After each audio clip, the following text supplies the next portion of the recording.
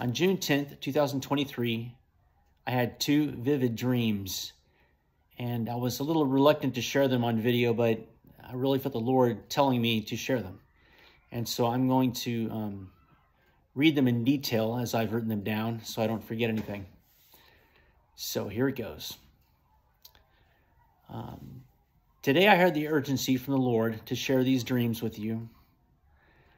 I am not looking for views on this site. I don't even care if you give it a thumbs up or not. I simply am following God's leading by sharing these dreams with anyone that would like to watch. Dream 1.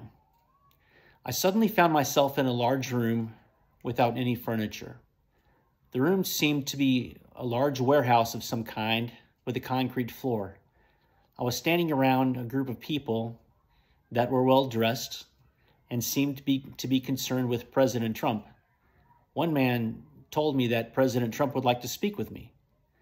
I noticed President Trump laying on the concrete floor and looking very tired. He was wearing his typical dark blue suit with a red tie, and he was staring up at the ceiling, and it seemed that the weight of the world was on him. I walked over to him and sensed that his family was gathered around to support him at this time. I remember sensing that his son Eric was there. I talked with him for a while, but do not remember anything that was said in the conversation. The only thing I can remember is that I told him that I would pray for him to be encouraged. I sensed that he felt defeated, but this will only be for a short time. After praying with him, I encouraged him to keep going. I sensed that God had a call in his life, and he was to keep pressing forward in what God has called him to do. The second dream happened right after this one. Suddenly, I found myself in my hometown in Granbury, Texas. It was around noon, and the sun was shining overhead. I was driving down a highway going north into the town. As I was driving closer to the town, I noticed that there were a lot of cars on the road.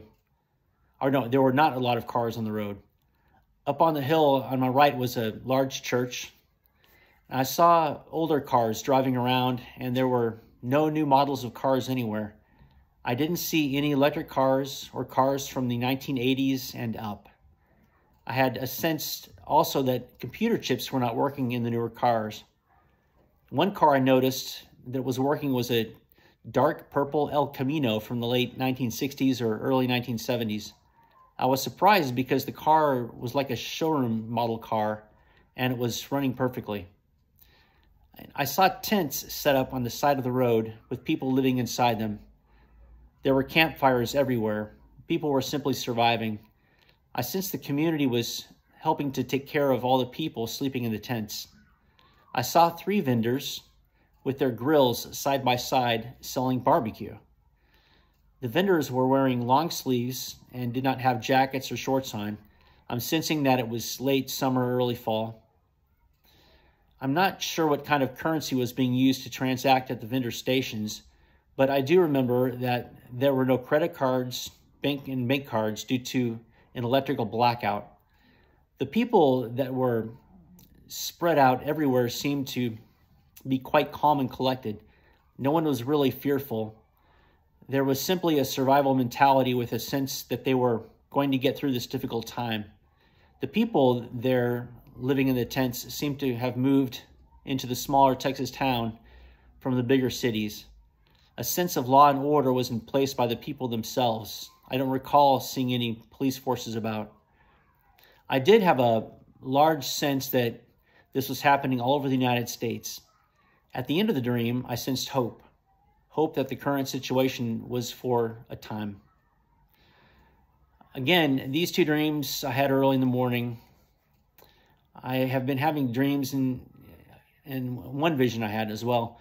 But the dreams I have occasionally, but this is the first time I've really decided to make a video about them. I had a sense of urgency from God to make this video. When I got out of the Trump dream, what I got out of the Trump dream was simply that Donald Trump needs prayer and encouragement in the days coming up.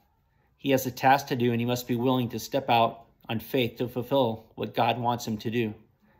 The second dream is pretty self-explanatory.